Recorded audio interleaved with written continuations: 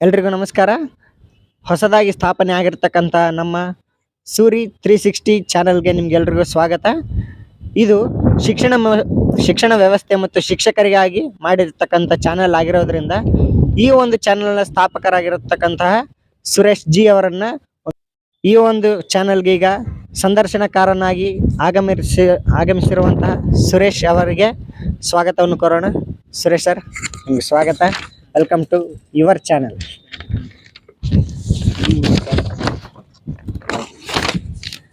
ಇದು ಶಿಕ್ಷಣ ವ್ಯವಸ್ಥೆ ಮತ್ತು ಶಿಕ್ಷಕರಿಗಾಗಿ ವಿಶೇಷವಾಗಿ ಸ್ಥಾಪನೆ ಆಗಿರ್ತಕ್ಕಂಥ ಚಾನಲ್ ಆಗಿರೋದ್ರಿಂದ ಮೊದಲ ಪ್ರಶ್ನೆ ನಂದು ನಿಮ್ಗೆ ಕೇಳ್ತೀನಿ. ನಿಮ್ಮ ಪ್ರಕಾರ ಶಿಕ್ಷಣ ಅಂದರೆ ಏನು? ಅದರ ಮೂಲ ಅರ್ಥ ಏನು?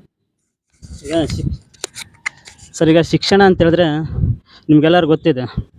ಪ್ರತಿಯೊಬ್ಬ ವ್ಯಕ್ತಿಯಲ್ಲೂ ಸಹ ಒಂದಲ್ಲ ಒಂದು ರೀತಿಯಾಗಿರ್ತಕ್ಕಂಥ ಪ್ರತಿಭೆ ಇದ್ದೇ ಇರುತ್ತೆ. ಅಂತ ಒಬ್ಬ ಚಿಕ್ಕ ಮಗು ಅಂದರೆ ಒಬ್ಬ ಮಗುವಿನಲ್ಲಿ ಇರ್ತಕ್ಕಂಥ ಅವನಲ್ಲಿ ಅಡಗಿರುವಂತಹ ಸಾಮರ್ಥ್ಯಗಳನ್ನು, ಒಂದು ಪ್ರತಿಭೆಯನ್ನು ಅನಾವರಣ ಮಾಡುವಂಥದ್ದು, ಅಂದರೆ ಅವನಲ್ಲಿರ್ತಕ್ಕಂಥ ಕೌಶಲ್ಯಗಳನ್ನು ಜಗತ್ತಿಗೆ ತೋರ್ಪಡಿಸುವಂಥ ಒಂದು ಕೆಲಸವನ್ನು ಮಾಡುವಂಥದ್ದೇ ಒಂದು ಶಿಕ್ಷಣ ವ್ಯವಸ್ಥೆ ಅಂತ ಹೇಳ್ತೇವೆ. ಅಂದರೆ ಆ ಒಂದು ಶಿಕ್ಷಣ ವ್ಯವಸ್ಥೆಯಿಂದ ಅವನು ಒಬ್ಬ ಜವಾಬ್ದಾರಿತ ಪ್ರಜೆಯಾಗಿ ತನ್ನ ವ್ಯಕ್ತಿತ್ವವನ್ನು ವಿಕಾಸ ಮಾಡಿಕೊಂಡು ಒಬ್ಬ ಜವಾಬ್ದಾರಿತ ಪ್ರಜೆಯಾಗಿ ಸಮಾಜದಲ್ಲಿ ತನ್ನ ಜೀವನವನ್ನು ಸಾಗಿಸುವಂತಾಗಬೇಕು. ಅಂಥ ಒಂದು ಕೆಲಸವನ್ನು ಶಿಕ್ಷಣ ಮಾಡಿದ್ರೆ ಆಗ ಮಾತ್ರ ಆ ಒಂದು ಶಿಕ್ಷಣಕ್ಕೆ ಒಂದು ಪರಿಪೂರ್ಣವಾದ ಒಂದು ಅರ್ಥ ಬರುತ್ತಂತೆ ನನ್ನ ಒಂದು ಅಭಿಪ್ರಾಯ ಸರ್. ಈಗ 1964ರ ಕೊಠಾರಿ ಶಿಕ್ಷಣ ಆಯೋಗ ಹೇಳುತ್ತೆ, ನಮ್ಮ ದೇಶದ ಭವಿಷ್ಯ ಅಡಗಿರುವುದು ಶಾಲಾ ತರಗತಿಯ ಕೋಣೆಗಳಲ್ಲಿ ಅಂತ. ನಿಜವಾಗಿಯೂ ಶಿಕ್ಷಣಕ್ಕೆ ಒಂದು ದೇಶದ ಬೆನ್ನೆಲುಬಾಗಿ ನಿಂದಿರುವಂಥ ಶಕ್ತಿ ಇದೆನಾ? ಸರ್, ನೀವೀಗ ಹೇಳಿದ್ರಲ್ಲ, ಅದಕ್ಕೆ ಖಂಡಿತವಾಗಿ ಆ ಶಕ್ತಿ ಇದೆ. ಒಂದು ದೇಶದ ಭವಿಷ್ಯ ಶಾಲಾ ಕೊಠಡಿಗಳಲ್ಲಿ ನಿರ್ಮಾಣ ಆಗುತ್ತಂತ ಕೊಠಾರಿ ಶಿಕ್ಷಣ ಆಯೋಗ ಹೇಳಿದೆ ಅಂತ ಹೇಳಿದ್ರು. ನಾವು ಖಂಡಿತವಾಗಿ ಇದೆ ಅಂತ ನಾನು ಹೇಳ್ತೀನಿ. ಯಾಕಂದರೆ ನೆಹರೂರವರು ಒಂದು ಮಾತನ್ನು ಹೇಳ್ತಾರೆ, ಇಂದಿನ ಮಕ್ಕಳೇ ಮುಂದಿನ ಪ್ರಜೆಗಳಂತ ಹೇಳ್ತಾರೆ. ಅಂತಹ ಇಂದಿನ ಮಕ್ಕಳೆಲ್ಲರೂ ಸಹ ಶಾಲಾ ತರಗತಿಗಳು ಇರ್ತಾರೆ. ಅಂದರೆ ಆ ಮಕ್ಕಳು ಮುಂದೆ ದೇಶವನ್ನು ಕಟ್ಟುವಂಥ ಪ್ರಜೆಗಳು. ಅಂಥ ಪ್ರಜೆಗಳನ್ನು ನಿರ್ಮಾಣ ಮಾಡುವಂಥ ಒಂದು ಶಕ್ತಿ ಈ ಒಂದು ಶಿಕ್ಷಣಕ್ಕೆ ಮಾತ್ರ ಇದೆ ಅನ್ನತಕ್ಕಂಥದ್ದು. ಯಾಕಂದರೆ ಶಿಕ್ಷಣ ಅನ್ನುವಂಥದ್ದು ಕೇವಲ ಜ್ಞಾನವನ್ನು ತಿಳಿಸುವಂಥದ್ದಲ್ಲ, ಕೇವಲ ಅಕ್ಷರ ಜ್ಞಾನ ಮಾತ್ರ ಅಲ್ಲ.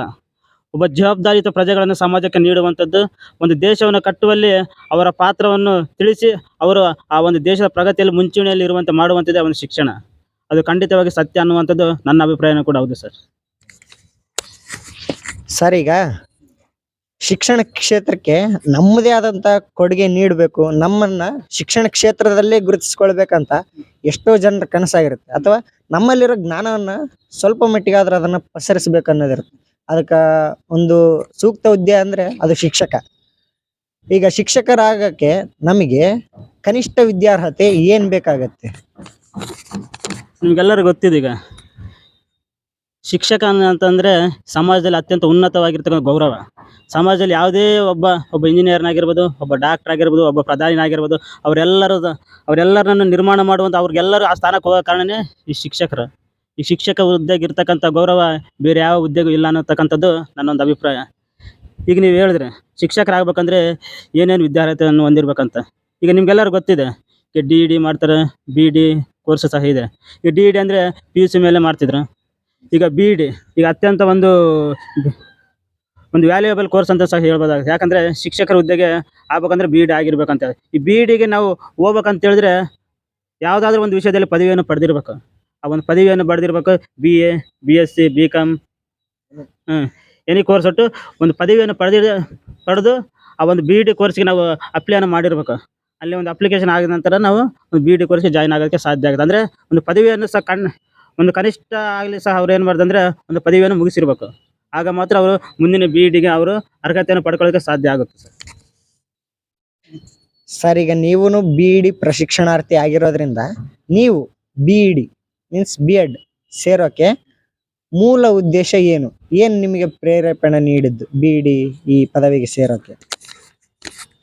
ನಿಮ್ಗೆ ಈಗಾಗಲೇ ಹೇಳಿದೆ ಸರ್, ನಾನು ಸಮಾಜದಲ್ಲಿ ಉನ್ನತವಾಗಿರ್ತಕ್ಕಂಥ ಯಾವುದೊಂದು ಗೌರವ ಇರೋ ಒಂದು ಹುದ್ದೆಗೆ ಅಂತ ಹೇಳಿದ್ರೆ ಅದು ಶಿಕ್ಷಕರ ಹುದ್ದೆಗೆ ಮಾತ್ರ.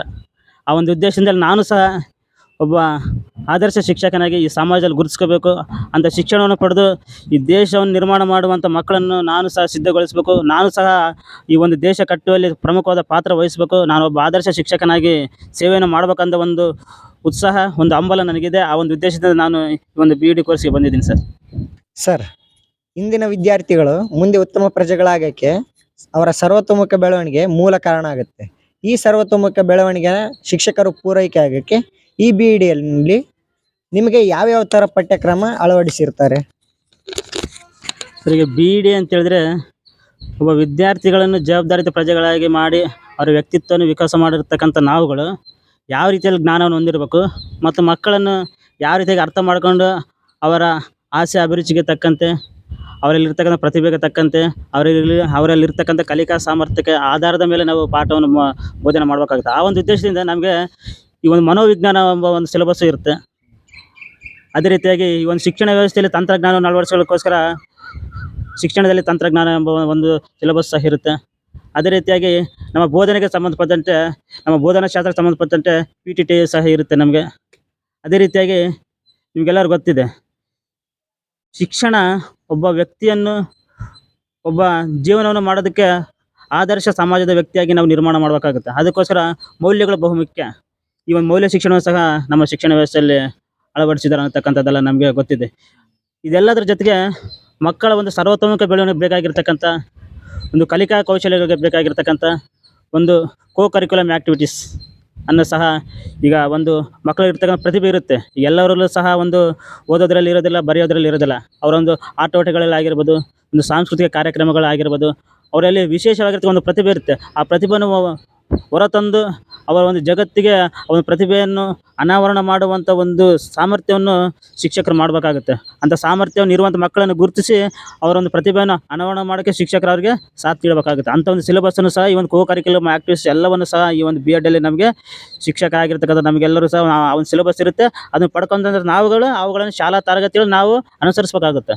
ಇಂಥವು ಅಂದರೆ ಒಬ್ಬ ಮಗುವಿನ ವ್ಯಕ್ತಿತ್ವ ವಿಕಾಸ ಮತ್ತು ಅವನ ಸರ್ವತೋಮುಖ ಬೆಳವಣಿಗೆ ಏನೇನು ಅವಶ್ಯಕತೆ ಇದೆಯೋ ಅವೆಲ್ಲ ಸಿಲೆಬಸ್ಸನ್ನು ಸಹ ಈ ಒಂದು BEdಯಲ್ಲಿ ಇದ್ದೇ ಇರುತ್ತೆ ಸರ್. ಅದನ್ನು ನಮಗೂ ಸಹ ಇದೆ, ನಾವು ಸಹ ಅಂಥ ಕೆಲಸವನ್ನು ಮಾಡ್ತಾ ಇದ್ದೀವಿ ಸರ್.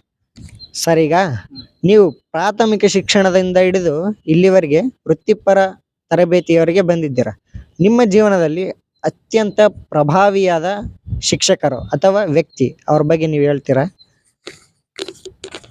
ಸರ್, ಈಗ ನಿಮಗೆಲ್ಲರೂ ಗೊತ್ತಿರೋ ಹಾಗೆ ಶಿಕ್ಷಕರು ಅಂತ ಹೇಳಿದ್ರೆ ನಮ್ಮೆಲ್ಲರ ಮನಸ್ಸಿಗೆ ಫಸ್ಟ್ ಬರೋದೇ ಡಾಕ್ಟರ್ ಸರ್ವಪಲ್ಲಿ ರಾಧಾಕೃಷ್ಣನ್ ಅವರು, ಹೌದಲ್ವಾ?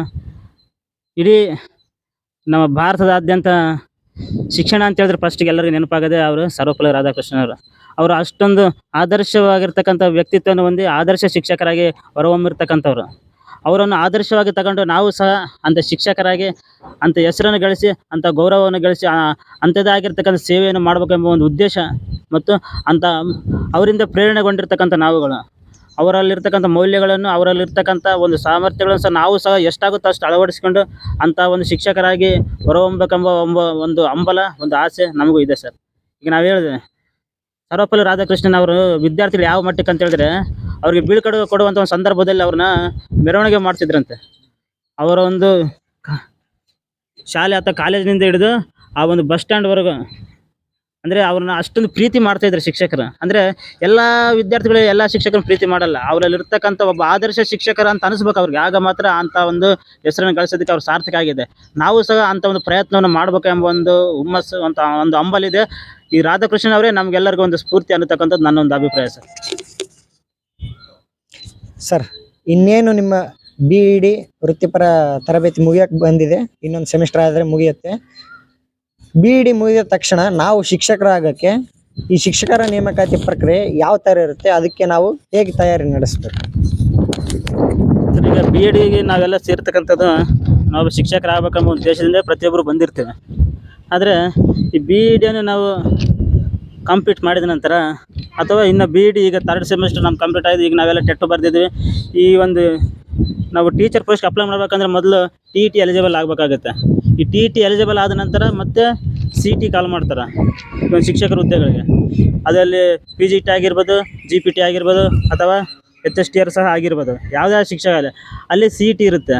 ಆ CETಯಲ್ಲಿ ಸಹ ಅಲ್ಲಿ ಸಹ ಮಾನದಂಡಗಳಿರ್ತವೆ. ಯಾವ ರೀತಿಯಾಗಿ ಅಂದರೆ ಅಲ್ಲಿ ಅವರು ನಿರ್ದಿಷ್ಟ ಮಾನದಂಡಗಳನ್ನು ಸಹ ಅವರು ಮಾಡಿರ್ತಾರೆ. ಆ ಒಂದು ಮಾನದಂಡಗಳ ಆಧಾರದ ಮೇಲೆ CETಯನ್ನು ಸಹ ನಡೆಸಿ, ಆ CETಯಲ್ಲಿ ಒಂದು ಮೆರಿಟ್ ಆಧಾರದ ಮೇಲೆ ನಮಗೆಲ್ಲರೂ ಸಹ ಸೆಲೆಕ್ಷನ್ ಇರುತ್ತೆ.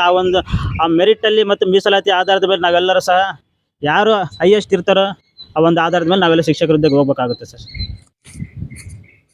ಸರ್ ಈಗ ಮಕ್ಕಳು ಕಲಿಕೆಯಲ್ಲಿ ಆಸಕ್ತಿ ಮೂಡೋದಕ್ಕೆ ಮಕ್ಕಳಿಗೆ ನೀವು ತರಗತಿಯಲ್ಲಿ ಯಾವ ರೀತಿ ಪ್ರೇರೇಪಣೆನ ನೀಡ್ತೀರಿ? ಸರ್ ನಿಮಗೆಲ್ಲ ಗೊತ್ತಿದೆ, ಈಗ ಬಿ ಡಿ ಅಂತ ಹೇಳಿದ್ರೆ ಬಿ ಡಿ ಸ್ಟಾರ್ಟ್ ಆಗೋದು ಒಬ್ಬ ಶಿಕ್ಷಕರಾಗಿ ನಾವು ಮಕ್ಕಳನ್ನ ಯಾವ ರೀತಿಯಾಗಿ ಆಕರ್ಷಣೆ ಮಾಡಬೇಕು, ಅಂದರೆ ಕಲಿಕೆಯ ಕಡೆ ಯಾವ ರೀತಿ ಆಕರ್ಷಣೆ ಮಾಡಬೇಕು ಮತ್ತು ಕಲಿಕೆಯಲ್ಲಿ ಯಾವ ರೀತಿ ಅವ್ರಿಗೆ ಆಸಕ್ತಿ ಬರುವಂಥ ಮಾಡಿ, ಕಲಿಕೆಯಲ್ಲಿ ಪಾಲ್ಗೊಳ್ಳುವಂಥ ಮಾಡಿ, ಅವರಿಗೆ ಪರಿಣಾಮಕಾರಿಯಾಗಿರ್ತಂಗೆ ಕಲಿಕೆ ಯಾವ ರೀತಿ ಉಂಟು ಮಾಡ್ಬೇಕು ಎಂಬುದ್ರ ಬಗ್ಗೆ ಇರುತ್ತೆ. ಅದಕ್ಕೋಸ್ಕರನೇ ನಿಮಗೆಲ್ಲ ಗೊತ್ತಿದೆ, ಬಿ ಡಿ ಅಂತಲೇ ಫಸ್ಟಿಗೆ ಹೋದ ತಕ್ಷಣ ನಮಗೆಲ್ಲರಿಗೂ ಮೈಕ್ರೋ ಟೀಚಿಂಗ್ ಮಾಡ್ತಾರೆ. ಕೇವಲ ಅಂದರೆ ಆ ಒಂದು ಸುಮಾರು 8 ರಿಂದ 10 ಕೌಶಲ್ಯಗಳಿರ್ತವೆ.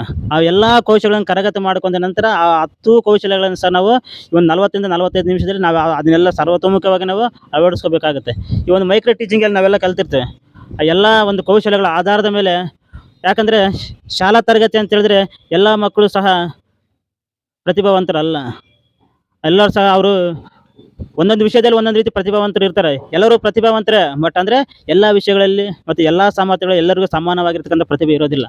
ಆ ಮಕ್ಕಳಲ್ಲಿ ಇರ್ತಕ್ಕಂಥ ಒಂದು ಹಿಂದುಳಿದ ಮಕ್ಕಳಿರ್ತಾರೆ, ಸರಾಸರಿ ಮಕ್ಕಳಿರ್ತಾರೆ ಮತ್ತು ಪ್ರತಿಭಾವಂತ ಮಕ್ಕಳಿರ್ತಾರೆ. ಆ ಎಲ್ಲ ಮಕ್ಕಳಿಗೆ ಸರಿದೂಗಿಸುವಂಥ ಒಂದು ಚಟುವಟಿಕೆಗಳನ್ನು ಆಯೋಜಿಸುವ ಮೂಲಕ ಆ ಮಕ್ಕಳಲ್ಲಿರ್ತಕ್ಕಂಥ ಒಂದು ಆಸಕ್ತಿಯನ್ನು ಕೆರಳಿಸಿ ಮತ್ತು ಆ ಚಟುವಟಿಕೆಗಳು ಎಲ್ಲ ಮಕ್ಕಳು ಪಾಲ್ಗೊಳ್ಳುವಂಥ ಒಂದು ಚಟುವಟಿಕೆಗಳನ್ನು ಆಯೋಜಿಸಿ ಮಕ್ಕಳ ಕಲಿಕೆಯನ್ನು ಪರಿಣಾಮಕಾರಿಯಾಗಿ ಉಂಟು ಮಾಡಿದರೆ ಮಾತ್ರ ಆ ಮಕ್ಕಳು ನಾವು ನಮ್ಮ ಒಂದು ಕಲಿಕೆಯನ್ನು ಸಹ ಅವರು ಸಮಾನವಾಗಿ ಸ್ವೀಕರಿಸಿ ಅವರೊಬ್ಬ ಪರಿಪೂರ್ಣವಾಗಿ ಕಲಿಕೆಯನ್ನು ಕಲಿಯೋದಕ್ಕೆ ಸಾರ್ಥಕ ಆಗುತ್ತೆ ಸರ್. ಮತ್ತು ಅದೇ ರೀತಿಯಾಗಿ ಕೇವಲ ಶಿಕ್ಷಣ ಅಂತ ಹೇಳಿದ್ರೆ ನಿಮ್ಗೆ ಗೊತ್ತು, ಶಿಕ್ಷಕರು ಕೇವಲ ಬುಕ್ನಲ್ಲಿರೋದು ಮಾತ್ರ ಪಾಠ ಮಾಡಿದ ಶಿಕ್ಷಕರಾಗೋದಿಲ್ಲ.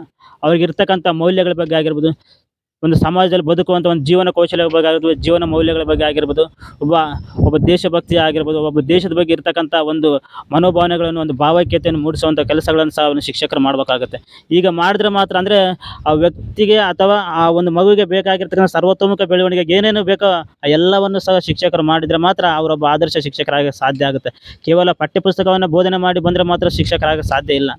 ಇಂಥ ವ್ಯಕ್ತಿಯ ಅಥವಾ ಆ ಒಂದು ಮಗುವಿನ ಸರ್ವತೋಮುಖ ವಿಕಾಸಕ್ಕೆ ಏನೇನು ಅವಶ್ಯಕತೆ ಇದೆಯೋ ಅವನಲ್ಲಿ ಆ ಎಲ್ಲ ಕೌಶಲ್ಯಗಳನ್ನು ಅನಾವರಣ ಮಾಡುವಂಥ ಸಾಮರ್ಥ್ಯವನ್ನು ನೀವು ಅವ್ನಿಗೆ ಅವಕಾಶ ಮಾಡಿಕೊಟ್ರೆ ಮಾತ್ರ ಆಗ ನೀವು ಆದರ್ಶ ಶಿಕ್ಷಕರಾಗ ಸಾಧ್ಯ. ಅಂಥ ಪ್ರಯತ್ನವನ್ನು ಎಲ್ಲರೂ ಮಾಡಬೇಕು. ಆಗ ಮಾತ್ರ ಆ ಒಂದು ಶಿಕ್ಷಕ ಹುದ್ದೆಗೆ ಒಂದು ಮೌಲ್ಯ ಬರುತ್ತೆ ಅನ್ನತಕ್ಕಂಥದ್ದು ನನ್ನೊಂದು ಅಭಿಪ್ರಾಯ ಸರ್. ಸರ್ ಈಗ ಒಂದು ಶಾಲೆ ಅಂದಮೇಲೆ ವಿವಿಧ ರೀತಿಯ ಮಕ್ಕಳು, ಅಂದರೆ ಬೇರೆ ಥರದ ಹಿನ್ನೆಲೆಯಿಂದ ಬಂದಿರೋ ಮಕ್ಕಳು ಇರ್ತಾರೆ. ಅಂಥ ಮಕ್ಕಳು ಒಬ್ರಿಗೊಬ್ರು ಹೊಂದಾಣಿಕೆಯಲ್ಲಿ ಸ್ವಲ್ಪ ಕಷ್ಟ ಆಗ್ಬೋದು. ನೀವು ಅವ್ರನ್ನ ಹೇಗೆ ಒಗ್ಗಟ್ಟಿನಲ್ಲಿ ಇರಿಸ್ತೀರಾ? ನಿಮ್ಮಿಂದ ಅದು ಹೇಗೆ ಸಾಧ್ಯ ಹೇಳ್ತೀರಾ ಸ್ವಲ್ಪ? ಸರ್ ಈಗ ನೀವಾಗಲೇ ಹೇಳಿದ್ರಿ, ನಾವು ಭಾರತ ಅನ್ನತಕ್ಕಂಥದ್ದು ಹಲವಾರು ಜಾತಿಗಳ ಧರ್ಮಗಳಿಂದ ಕೂಡಿದ ದೇಶ, ವೈವಿಧ್ಯತೆಯಲ್ಲಿ ಏಕತೆಯನ್ನು ಕಂಡಂಥ ಒಂದು ದೇಶ, ಹೌದಲ್ಲ? ಇಲ್ಲಿ ಒಂದು ಶಾಲಾ ತರಗತಿ ಅಂತ ಹೇಳಿದ್ರೆ ವಿವಿಧ ಸನ್ನಿವೇಶದಲ್ಲಿ ಬಂದಿರತಕ್ಕಂಥ ಮಕ್ಕಳು ಇರ್ತಾರೆ. ಎಲ್ಲರ ಪರಿಸ್ಥಿತಿಗಳು ಒಂದೇ ರೀತಿ ಆಗಿರೋದಿಲ್ಲ. ಅವರ ಮನೋಭಾವನೆಗಳಲ್ಲಿ ಭಿನ್ನತೆ ಇರುತ್ತೆ, ಅವರ ಆಚಾರ ವಿಚಾರಗಳಲ್ಲಿ ಭಿನ್ನತೆ ಇರುತ್ತೆ. ಆ ಒಂದು ಉದ್ದೇಶದ ಮಕ್ಕಳು ಏನಂದರೆ ವಿವಿಧ ಸನ್ನಿವೇಶದಲ್ಲಿ ಬಂದಿರತಕ್ಕಂಥ ಅವರಲ್ಲಿ ಹೊಂದಾಣಿಕೆ ಸಮಸ್ಯೆ ಸ್ವಲ್ಪ ಕಾಡ್ತಾ ಇರುತ್ತೆ. ಎಲ್ಲ ಮಕ್ಕಳು ಎಲ್ಲರಿಗೂ ಅಡ್ಜಸ್ಟ್ ಆಗೋದಿಲ್ಲ. ಅಂಥ ಸಂದರ್ಭದಲ್ಲಿ ಶಿಕ್ಷಕರಿಗೆ ಆ ಒಂದು ಉದ್ದೇಶದಿಂದಲೇ ನಮಗೆ ಬಿ ಡಿ ಅಂತ ಹೇಳಿದ್ರೆ ಸೈಕಾಲಜಿ ಇಟ್ಟಿರ್ತಾರೆ, ಮನೋವಿಜ್ಞಾನ ಅಂತ. ಆ ಎಲ್ಲ ಥರದ ಮಕ್ಕಳನ್ನು ಅರ್ಥ ಮಾಡಿಕೊಂಡು ಆ ಎಲ್ಲ ಥರದ ಮಕ್ಕಳನ್ನು ಯಾವ ರೀತಿ ಸರಿದೂಗಿಸ್ಬೇಕು, ಅಂದರೆ ನಮ್ಮಲ್ಲಿ ಯಾವ ರೀತಿ ಆಗಿರ್ತಕ್ಕ ಸಾಮರ್ಥ್ಯಗಳಿರಬೇಕು ಮತ್ತು ಯಾವ ರೀತಿ ಆಗಿರ್ತಕ್ಕಂಥ ಕೌಶಲ್ಯಗಳನ್ನು ನಾವೆಲ್ಲರೂ ಹೊಂದಿರಬೇಕು ಎಂಬ ಒಂದು ಆಧಾರದ ಮೇಲೆಯೇ ನಮಗೆ ಆ ಒಂದು ಸಿಲೆಬಸನ್ನು ಇಟ್ಟಿರ್ತಾರೆ. ಅದನ್ನು ಕಲ್ತಂಥ ನಾವುಗಳು ಅದನ್ನು ಇಲ್ಲಿ ಶಾಲಾ ತರಗತಿಯಲ್ಲಿ ಅನಾವರಣಗೊಳಿಸ್ಬೇಕಾಗುತ್ತೆ, ಅದನ್ನು ನಾವು ಅನುಸರಿಸ್ಬೇಕಾಗುತ್ತೆ. ಈಗ ಮಕ್ಕಳಿರ್ತಾರೆ, ಆ ಮಕ್ಕಳಲ್ಲಿ ಹೊಂದಾಣಿಕೆ ಮಾಡ್ಬೇಕಂತ ಹೇಳಿದ್ರೆ ಅವರಲ್ಲಿ ಉತ್ತಮವಾಗಿರೋ ಮೌಲ್ಯಗಳನ್ನು ಬೆಳೆಸಬೇಕಾಗುತ್ತೆ, ಉತ್ತಮವಾಗಿರೋ ಗುಣಗಳನ್ನು ಬೆಳೆಸಬೇಕಾಗುತ್ತೆ. ಕೇವಲ ಪಾಠ ಮಾಡಿದ್ರೆ ಅವರಿಗೆ ಅವೆಲ್ಲ ಬರೋದಿಲ್ಲ, ಪಾಠ ಕೇಳ್ತಾರೆ ಹೋಗ್ತಾರೆ. ಆದರೆ ಆ ಮಕ್ಕಳಲ್ಲಿ ನಾವು ಹೊಂದಾಣಿಕೆ ಈಗ ಸಮಾಜದಲ್ಲಿ ಬದುಕಬೇಕಂದ್ರೆ ಹೊಂದಾಣಿಕೆ ಬಲು ಮುಖ್ಯ, ಹೌದಲ್ಲ? ಈ ಹೊಂದಾಣಿಕೆಯನ್ನು ಬೆಳೆಸ್ಬೇಕಂದ್ರೆ ಮಕ್ಕಳಲ್ಲಿ ಉತ್ತಮವಾಗಿರೋ ಸೌಹಾರ್ದತೆಯನ್ನು ನಾವು ಬೆಳೆಸ್ಬೇಕಾಗುತ್ತೆ. ಉತ್ತಮವಾಗಿರ್ತಕ್ಕಂಥ ಅಂದರೆ ಒಂದು ಸ್ನೇಹಪೂರ್ವಕವಾಗಿರ್ತಕ್ಕಂಥ ವಾತಾವರಣವನ್ನು, ಕಲಿಕೆಗೆ ಸೂಕ್ತವಾಗಿರ್ತಕ್ಕಂಥ ವಾತಾವರಣವನ್ನು ನಾವೆಲ್ಲ ಬೆಳೆಸ್ಬೇಕಾಗುತ್ತೆ. ಮಕ್ಕಳಿಗೆ ಆಟೋಟಗಳನ್ನು ಆಡಿಸೋದಾಗಿರ್ಬೋದು, ಗ್ರೂಪ್ ಸ್ಟಡಿಯನ್ನು ಮಾಡಿರೋದಾಗಿರ್ಬೋದು. ಆ ಒಂದು ಮಕ್ಕಳಲ್ಲಿ ಈಗ ಅಂದರೆ ಅವೆಲ್ಲ ಮಾಡೋದ್ರಿಂದ ಮಕ್ಕಳಲ್ಲಿ ಹೊಂದಾಣಿಕೆ ಇರುತ್ತೆ. ಅಂದರೆ ಸಹಕಾರ ಮನೋಭಾವನೆ ಮಕ್ಕಳು ಬೆಳೆಸ್ಬೇಕಾಗುತ್ತೆ. ಈ ಸಹಕಾರ ಮನೋಭಾವನೆ, ಒಂದು ಹೊಂದಾಣಿಕೆ ಮನೋಭಾವನೆ, ಒಂದು ರೀತಿಯಾಗಿ ಉತ್ತಮವಾಗಿರೋ ಬಾಂಧವ್ಯವನ್ನು, ಒಂದು ಸ್ನೇಹಪೂರ್ವಕವಾಗಿರ್ತಕ್ಕಂಥ ವಾತಾವರಣವನ್ನು ಶಾಲಾ ತರಗತಿಯಲ್ಲಿ ನಿರ್ಮಾಣ ಮಾಡಿದ್ರೆ ಮಾತ್ರ ಮಕ್ಕಳಲ್ಲಿ ಹೊಂದಾಣಿಕೆ ಮನೋಭಾವನೆ ಬೆಳೆಸಲು ಸಾಧ್ಯ. ಆ ಒಂದು ಇದರಿಂದಲೇ ಮಾತ್ರ ಮಕ್ಕಳು ಒಂದು ಹೊಂದಾಣಿಕೆಯನ್ನು ಬೆಳೆಸ್ಕೊಂಡು ಎಲ್ಲರೂ ಸಹ ಸ್ನೇಹಮಯವಾಗಿರಲು ಸಾಧ್ಯ ಉಂಟಾಗುತ್ತೆ ಅನ್ನತಕ್ಕಂಥದ್ದು ನನ್ನೊಂದು ಅಭಿಪ್ರಾಯ ಸರ್. ಸರ್, ನಮ್ಮ ಭಾರತದಲ್ಲಿ ಅನಾದಿ ಕಾಲದಿಂದಲೂ ಶಿಕ್ಷಣ ಇದೆ. ಈಗಿನ ಕಾಲದ ಶಿಕ್ಷಣಕ್ಕೂ ಆಗಿನ ಕಾಲದ ಶಿಕ್ಷಣಕ್ಕೂ ಮತ್ತೆ ಶಿಕ್ಷಕ ವಿದ್ಯಾರ್ಥಿ ಸಂಬಂಧ ಈಗ ಮತ್ತು ಆಗ ಹೇಗೆ ವ್ಯತ್ಯಾಸ ಆಗುತ್ತೆ, ಅದ್ರ ಬಗ್ಗೆ ಸ್ವಲ್ಪ ಹೇಳ್ತೀರಾ? ಸರ್, ನಿಮ್ಗಾಗಲೇ ಗೊತ್ತಿದೆ, ಶಿಕ್ಷಣ ವ್ಯವಸ್ಥೆ ಅನ್ನತಕ್ಕಂಥದ್ದು ಪ್ರಾಚೀನ ಕಾಲದಿಂದಲೂ ಇದೆ. ಆದರೆ ಆಗಿನ ಶಿಕ್ಷಣ ವ್ಯವಸ್ಥೆಗೂ ಈಗಿನ ಶಿಕ್ಷಣ ವ್ಯವಸ್ಥೆಗೂ ಅಂದರೆ ಕೆಲವೊಂದು ಬದಲಾವಣೆಗಳಾಗಿವೆ. ಅದೇ ಹೇಳ್ತೀವಲ್ಲ ನಾವು, ಬದಲಾವಣೆ ಎನ್ನುವುದು ಜಗದ ನಿಯಮ ಅಂತ. ಅದು ಅಂದರೆ ಸಂದರ್ಭಕ್ಕೆ ತಕ್ಕಂತೆ, ಕಾಲಕ್ಕೆ ತಕ್ಕಂತೆ ಬದಲಾವಣೆ ಆಗಲೇಬೇಕು. ಅಂದರೆ ಆ ಬದಲಾವಣೆಯಲ್ಲೆಲ್ಲ ಸಹ ತನ್ನ ನಿಲುವನ್ನು ಕಾಪಾಡ್ಕೋಬೇಕಾಗತ್ತೆ ಅನ್ನುವಂಥದ್ದು ಅತ್ಯಂತ ಪ್ರಮುಖವಾಗಿರ್ತದೆ ಇಲ್ಲಿ. ಯಾಕಂದರೆ ನೀವಾಗಲೇ ನೋಡ್ಬೋದು, ಪ್ರಾಚೀನ ಕಾಲದ ಶಿಕ್ಷಣ ವ್ಯವಸ್ಥೆ ನೀವೆಲ್ಲ ನೋಡಿದ್ರೆ ಅಲ್ಲಿ ಶಿಕ್ಷಕ ಕೇಂದ್ರಿತ ಶಿಕ್ಷಣ ವ್ಯವಸ್ಥೆ ಇತ್ತು. ಅಂದರೆ ಶಿಕ್ಷಕರು ಹೇಳಿದ್ದೇ ಮಾತು, ಶಿಕ್ಷಕರೇ ಅಂದರೆ ಮಗು ಕೇವಲ ಕಲಿಕಾಕಾರ, ಅವ್ರು ಹೇಳಿದ್ದೆಲ್ಲ ಮಾಡಬೇಕಿತ್ತು. ಮತ್ತು ಶಿಕ್ಷಕರ ಸೇವೆಯನ್ನು ಸಹ ಮಾಡಬೇಕಿತ್ತು. ನಿಮ್ಗಾಗಲೇ ಗೊತ್ತಿದೆ, ಬೌದ್ಧರ ಕಾಲದಲ್ಲಿ, ಮುಸ್ಲಿಮರ ಕಾಲದಲ್ಲಿ, ಬ್ರಿಟಿಷರ ಕಾಲದಲ್ಲಿ ಯಾವ ರೀತಿಯಾಗಿ ಒಂದು ಶಿಕ್ಷಣ ವ್ಯವಸ್ಥೆ ಇದ್ದು ಅನ್ನತಕ್ಕಂಥದ್ದು. ನಂತರ ಈಗ ಆಧುನಿಕ ಭಾರತದಲ್ಲಿ ಸಹ ಯಾವ ರೀತಿಯಾಗಿ ಶಿಕ್ಷಣ ವ್ಯವಸ್ಥೆ ಒಂದು ಹಲವಾರು ಆಯೋಗಗಳು ನೋಡಿರ್ಬೋದು, ಹೌದಲ್ಲ. ವಿಶ್ವವಿದ್ಯಾನಿಲಯ ಆಯೋಗ ನೋಡಿರ್ಬೋದು, ಕೊಠಾರ ಆಯೋಗ ನೋಡಿರ್ಬೋದು, ರಾಷ್ಟ್ರೀಯ ಶಿಕ್ಷಣ ನೀತಿ 1986 ನೋಡಿರ್ಬೋದು, ಮತ್ತು RT ಆ್ಯಕ್ಟ್ 2005 ನೋಡಿರ್ಬೋದು, ಹೌದಲ್ಲ. ಅದೇ ರೀತಿಯಾಗಿ ಈಗ 2020ರಲ್ಲಿ ಸಹ ಏನಾಯ್ತು ಅಂದರೆ ಹೊಸ ಶಿಕ್ಷಣ ನೀತಿ ಸಹ ಜಾರಿಗೆ ತಂದಿದ್ದಾರೆ, ಹೌದಲ್ಲ. ಈ ಒಂದು ಶಿಕ್ಷಣ ನೀತಿ ಅಂದರೆ ಕಾಲಕ್ಕೆ ತಕ್ಕಂಥ ಬದಲಾವಣೆ ಆಗಿದೆ. ಆಗ ಶಿಕ್ಷಕ ಕೇಂದ್ರಿತ ಶಿಕ್ಷಣ ಪದ್ಧತಿ, ಈಗ ಶಿಶು ಕೇಂದ್ರಿತ ಶಿಕ್ಷಣ ಪದ್ಧತಿ. ಈಗ ಏನಂದರೆ ಮಗುವಿನಿಗೆ ಯಾವುದರಲ್ಲಿ ಆಸಕ್ತಿ ಇದೆಯೋ ಅದನ್ನು ಮಾತ್ರ ನಾವು ಕಲಿಸ್ಬೇಕಾಗುತ್ತೆ. ಮಗುವಿನ ಆಸಕ್ತಿಯನ್ನು ಆಧಾರದ ಮೇಲೆ, ಅವನ ಅಭಿರುಚಿಯ ಆಧಾರದ ಮೇಲೆ ನಾವು ಒಂದು ಶಿಕ್ಷಣವನ್ನು ನೀಡಬೇಕಾಗುತ್ತೆ. ಅಂಥ ಒಂದು ಶಿಕ್ಷಣ ವ್ಯವಸ್ಥೆ ಈಗಿದೆ. ಆದ್ದರಿಂದ ಈಗಿನ ಶಿಕ್ಷಣ ವ್ಯವಸ್ಥೆ ನಾವು ಶಿಶು ಕೇಂದ್ರಿತ ಶಿಕ್ಷಣ ವ್ಯವಸ್ಥೆ ಅಂತ ಕೇಳಿದ್ರೆ, ಅಂದರೆ ಮಗುವಿಗೆ ಯಾವುದನ್ನು ನಾವು ಬಲವಂತವಾಗಿ ನೀಡಬಾರ್ದು. ಅವ್ನಿಗೆ ಆಸಕ್ತಿ ಇದ್ದರೆ ಮಾತ್ರ, ಅವ್ನಿಗೆ ಯಾವ ವಿಷಯದಲ್ಲಿ ಆಸಕ್ತಿ ಇದೆ, ಯಾವ ಒಂದು ಕೌಶಲ್ಯದಲ್ಲಿ ಅವ್ನಿಗೆ ಆಸಕ್ತಿ ಇದೆ, ಅಂಥ ಕೌಶಲ್ಯಗಳನ್ನು ಬೆಳೆಸಬೇಕು. ಮತ್ತು ಅಂಥ ಸಾಮರ್ಥ್ಯವನ್ನು ಬೆಳೆಸಿ ಅಂಥ ವಿಷಯಗಳನ್ನು ಮಾತ್ರ ತಿಳಿಸಿದಾಗ ಮಾತ್ರ ಅವನು ಸಹ ಆಸಕ್ತಿಯಿಂದ ಕಲಿಯೋಕ್ಕೆ ಸಾಧ್ಯ ಆಗುತ್ತೆ ಅನ್ನತಕ್ಕಂಥದ್ದು ಇದರಲ್ಲಿ. ಈಗ ನಾವು ವಿದ್ಯಾರ್ಥಿಗಳು ಮತ್ತು ಶಿಕ್ಷಕರ ಒಂದು ವ್ಯತ್ಯಾಸವನ್ನು ಸಹ ನೋಡೋದಾದರೆ, ಆಗಿರ್ತಕ್ಕಂಥ ಗೌರವಕ್ಕೆ ಈಗಿರೋ ಗೌರವಕ್ಕೂ ನಿಮಗೆಲ್ಲ ಗೊತ್ತಿದೆ, ಕೆಲವೊಂದು ವ್ಯತ್ಯಾಸಗಳು ಉಂಟಾಗಿದೆ, ಹೌದಲ್ಲ. ಆಗ ಅಂದರೆ ಶಿಕ್ಷಕರಂದರೆ ಅಷ್ಟೊಂದು ಭಯಭೀತಿಯಿಂದ ಮಕ್ಕಳು ಇರ್ತಾಯಿದ್ರು. ಶಿಕ್ಷಕರ ಮಾತು ಅಂದರೆ ಶಿಕ್ಷಕರು ಇಂಥದ್ದು ಮಾಡ್ಬೇಕಂತಂದರೆ ಪ್ರತಿಯೊಬ್ಬರು ಮಾಡಲೇಬೇಕು. ಆದರೆ ಈಗಿನ ಶಿಕ್ಷಣ ವ್ಯವಸ್ಥೆಯಲ್ಲಿ ಕೆಲವೊಂದು ಬದಲಾವಣೆ ಅಂದರೆ, ಈಗ ನಾವು ಬದಲಾವಣೆ ಅಂತ ಹೇಳಿದ್ರೆ ಯಾರೋ ಬೆರಳೆಣಿಕೆಯಷ್ಟು ಮಾಡೋದ್ರಿಂದ ಎಲ್ಲರಿಗೂ ಒಂದು ಕಪ್ಪು ಚುಕ್ಕಿ ಅಂತ ನಾವು ಹೇಳ್ಬೇಕಾಗುತ್ತೆ. ಕೆಲವೊಂದು ರೀತಿಯಲ್ಲಿ ಕೆಲವೊಂದು ನಾವೆಲ್ಲ TV ನ್ಯೂಸಲ್ಲಿ ನೋಡಿರ್ಬೋದು, ಕೆಲವೊಂದು ಕಡೆ ಕೆಲವೊಂದು ವಿಚಾರ ಕೇಳಿರ್ತೀವಿ, ಶಿಕ್ಷಕರು ಮತ್ತು ವಿದ್ಯಾರ್ಥಿಗಳ ನಡುವೆ ಸಂಬಂಧಗಳು ಯಾವ ರೀತಿ ಇರ್ತಕ್ಕಂಥ. ಅಂದರೆ ಯಾರೋ ಬೆರಳೆಣಿಕೆಯಷ್ಟು ಮಾಡೋದ್ರಿಂದ ಕೆಲವೊಂದು ಶಿಕ್ಷಕ ಹುದ್ದೆಗೆ ಒಂದು ರೀತಿ ಧಕ್ಕೆ ಬರುವಂಥ ಕೆಲಸಗಳು ಸಹ ಈಗಿನ ಒಂದು ವ್ಯವಸ್ಥೆಯಲ್ಲಿ ಕೆಲವೊಂದು ಬೆರಳೆಣಿಕೆಯಷ್ಟು ನಡೀತವೆ. ಆದರೂ ಸಹ ಅದನ್ನೆಲ್ಲವನ್ನು ಬದಿಗೊತ್ತಿ ನಾವು ಹೇಳ್ಬೇಕಂದ್ರೆ, ಶಿಕ್ಷಕ ಮತ್ತು ವಿದ್ಯಾರ್ಥಿಗಳ ನಡುವೆ ಒಂದು ಸ್ನೇಹಪೂರ್ವಕವಾಗಿರ್ತಕ್ಕಂಥ ಒಂದು ಬಾಂಧವ್ಯ ಇದ್ದಾಗ ಮಾತ್ರ ಆ ಒಂದು ಶಿಕ್ಷಕರ ಹುದ್ದೆಯಲ್ಲಿ ಸಹ ನಾವು ಸಹ ಆ ಒಂದು ಹುದ್ದೆಗೆ ಗೌರವವನ್ನು ಕಾಪಾಡ್ಕೋಬೇಕು. ಮತ್ತು ವಿದ್ಯಾರ್ಥಿಗಳು ಸಹ ಅಷ್ಟೇ ರೀತಿಯಾಗಿರ್ತಕ್ಕಂಥ ಗೌರವವನ್ನು ನಮಗೆ ಕೊಡ್ತಾರೆ ಅನ್ನತಕ್ಕಂಥದ್ದು ನಮಗೆ ಗೊತ್ತಿದೆ. ಅಂದರೆ ಕೆಲವೊಂದು ವಿಚಾರಗಳ ಬದಲಾವಣೆ ಆಗಿದೆ, ಆದರೂ ಸಹ ಆ ಬದಲಾವಣೆಯಲ್ಲಿ ಆ ಹುದ್ದೆ ತನ್ನ ಒಂದು ಗೌರವವನ್ನು ಕಾಪಾಡ್ಕೊಳ್ಬೇಕಾಗುತ್ತೆ. ನಾವು ಆ ಹುದ್ದೆ ಗೌರವವನ್ನು ಕಾಪಾಡ್ಕೊಂಡಾಗ ಮಾತ್ರ ವಿದ್ಯಾರ್ಥಿಗಳಿಂದ ಸಹ ಅಷ್ಟೇ ಗೌರವವನ್ನು ಪಡ್ಕೊತಾ ಇದ್ದೀವಿ. ನಾವು ಆ ಹುದ್ದೆ ಗೌರವವನ್ನು ಕಾಪಾಡ್ಕೊಳ್ಳಿಲ್ಲ ಅಂದರೆ ಆ ಗೌರವವನ್ನು ನಾವು ಸಹ ಕಳ್ಕೊತಿದ್ದೀವಿ ಎಲ್ಲೋ ಅನ್ನತಕ್ಕಂಥದ್ದು ಸಹ ಇಲ್ಲಿ ನಮಗೆಲ್ಲ ಕಾಡ್ತಿರ್ತಕ್ಕಂಥ ಒಂದು ಪ್ರಶ್ನೆ, ಹೌದಲ್ಲ.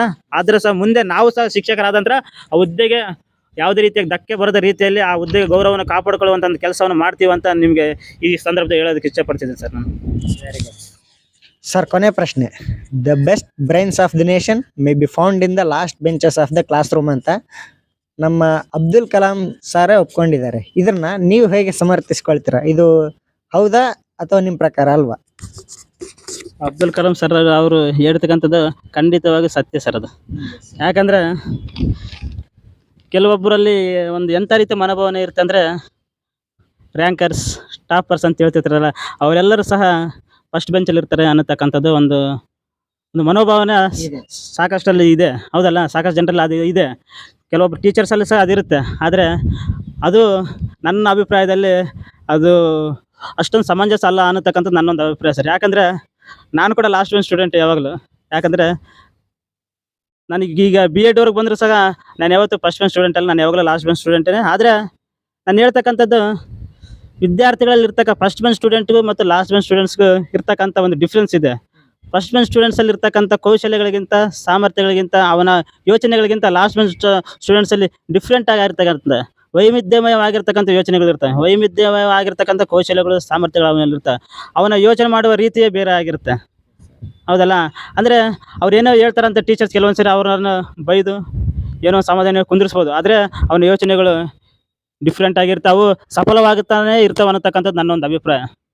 ಆದ್ರಿಂದ ಅವ್ರು ಹೇಳ್ತಾರೆ, ನಿಮ್ಗಾಗಲೂ ಗೊತ್ತಿದೆ ಯಾವುದಾದ್ರೂ ಅಚೀವ್ಮೆಂಟ್ ಮಾಡಿರ್ತಕ್ಕಂಥ ಎಲ್ಲರೂ ಸಹ ನಿಮ್ಗಾಗಲೂ ಗೊತ್ತಿದೆ ಸಾಕಷ್ಟು 80% ಎಬೋ ಯಾವುದಾದ್ರೂ ಈಗ ಥಾಮಸ್ ಆಲ್ವಾ ಎಡಿಸನ್ ಆಗಿರ್ಬೋದು, ಹೌದಲ್ಲ, ಯಾರೇ ಆಗಿರ್ಬೋದು, ಒಬ್ಬ ರ್ಯಾಂಕ್ ಸ್ಟೂಡೆಂಟ್ಸ್ ಯಾರು ಅಚೀವ್ಮೆಂಟ್ ಮಾಡೋದು ಕಡಿಮೆ. ಈ ಲಾಸ್ಟ್ ಬೆಂಚ್ ಸ್ಟೂಡೆಂಟ್ಸ್ ಇರ್ತಾರಲ್ಲ, ಟಾಪರ್ಸ್ ಬಿಟ್ಟು ಅವರೇ ಈ ಜಗತ್ತಿನಲ್ಲಿ ಏನಾದರೂ ಒಂದು ಸಾಧನೆ ಮಾಡಿರ್ತಕ್ಕಂಥದ್ದೇ ಅವರೆಲ್ಲ ಲಾಸ್ಟ್ ಬೆಂಚ್ ಸ್ಟೂಡೆಂಟ್ಸ್ ಅನ್ನತಕ್ಕಂಥದ್ದು ನಿಮ್ಗೆಲ್ಲರೂ ಗೊತ್ತಿದೆ. ಯಾಕಂದರೆ ಲಾಸ್ಟ್ ಬೆಂಚ್ ಸ್ಟೂಡೆಂಟ್ಸಲ್ಲಿ ಇರ್ತಕ್ಕಂಥ ಕೌಶಲ್ಯಗಳೇ ಒಂದು ವೈವಿಧ್ಯಮಯವಾಗಿರೋ ಸಾಮರ್ಥ್ಯಗಳನ್ನು ಅವರು ಹೊಂದಿರ್ತಾರೆ.